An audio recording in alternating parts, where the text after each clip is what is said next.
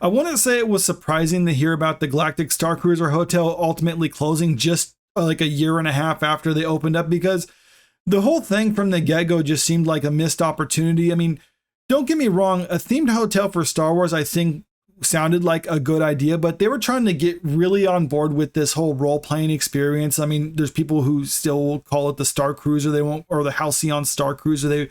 They don't call it what it is, which is a Starcruiser hotel. I mean, that's just what it is. But yeah, I mean, there's some people who like the role-playing aspect of it, but for me personally, I think what they should have done is probably just make a Star Wars themed hotel. I mean, maybe charge a premium for it compared to other Disney hotels. But yeah, I mean, it's a Star Wars themed hotel.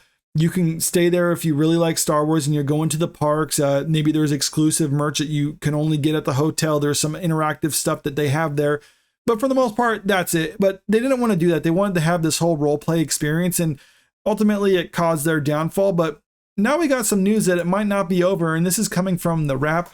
Starcruiser Resurrected. Could Disney's $1 billion Star Wars experience make an unexpected return? Exclusive. Now, before I really dive into this, just I want to point out that it's still hypothetical. We don't know for a fact that they're actually going to be bringing this back, but there is some information going on around this that leads some people to believe that it's actually going to be reopening sometime in the future. It's better than 50-50, Len Testa, president of touring plans and co-author of the unofficial guide to Walt Disney World, told the Wrap of the chances that the Starcruiser returns. If they were going to lock the doors and walk away, they wouldn't be emailing every person who was on the Starcruiser to do a survey about how it might change.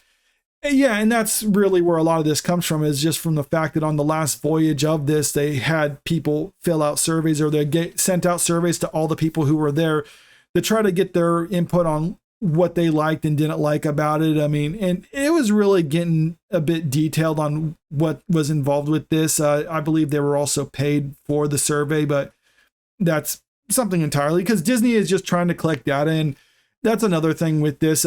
They think, at least Len Testa was thinking, if they're giving out these surveys, maybe they're trying to figure out like how to fix things so they can reopen it. It's also possible that they sunk so much money into this, they want to understand like what went wrong with it, and that's why they're getting customer input. But I don't know. I mean, like I said, there's just some speculation though of like things that they could possibly do to fix the Starcruiser, because it never really worked. I mean, you can see right here, a 71,000 guest experience, 274 voyages.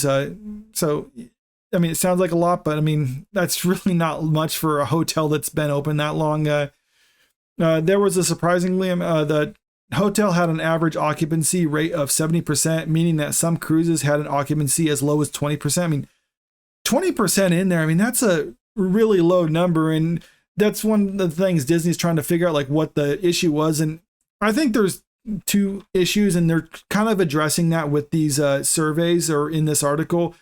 One of them is just the fact that it's so expensive. I mean, it starts off at $4,800 for a 2-night, 3-day stay for 2 people. I mean, that's for the whole experience there. And I mean, then there's also add-ons and stuff like that. But yeah, I mean, that's pretty expensive. And one of the things that they're throwing around for maybe resuscitating this is to say like, well, let's make a cheaper situation where it's like, we don't know the numbers, but they were just throwing out like something like a 2-day, 1-night stay for $2,000 for 2 people. I mean, it's like, well, I guess that would be a little bit cheaper, but I mean, it's still pretty expensive, but I mean, I guess that's better. I mean, it's still pretty expensive for families. And another issue that they had with this is just the fact that it's all Disney trilogy themed, because let's just face it, the people who like the Disney trilogy of Star Wars is a few and far between subsect of the Star Wars fandom as a whole. Now, if you were to make this the original trilogy, I think personally it would be better received, because you got different elements of the Star Wars fandom. I mean, you have the Disney fans, you have the prequel fans, but all of them are all fans of the original trilogy. And if they did that, then maybe this can work. But I mean, this is still all speculation. We ultimately don't know what's going to happen. And there are reasons why Disney won't actually bring this back. And one of them is just the fact that they're going to be using this as a big tax write-off for them. Now, I'm no tax expert or a lawyer or anything like that, so I may be wrong here, but it's my impression that if they were using this as a tax write-off, then they can't repurpose it for other things like that. I mean, they pretty much just have to like almost like bulldoze the building, or they can't use it at all.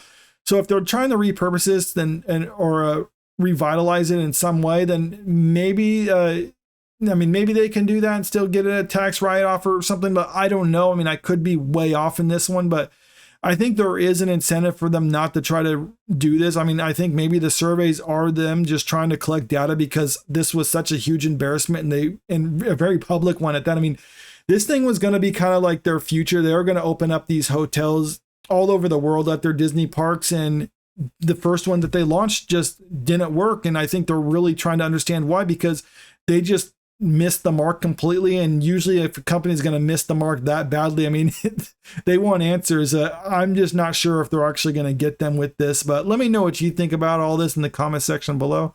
And if you like this video, make sure you click that like button, share the video, and subscribe to the channel if you want to stay up to date with the latest news. Thank you.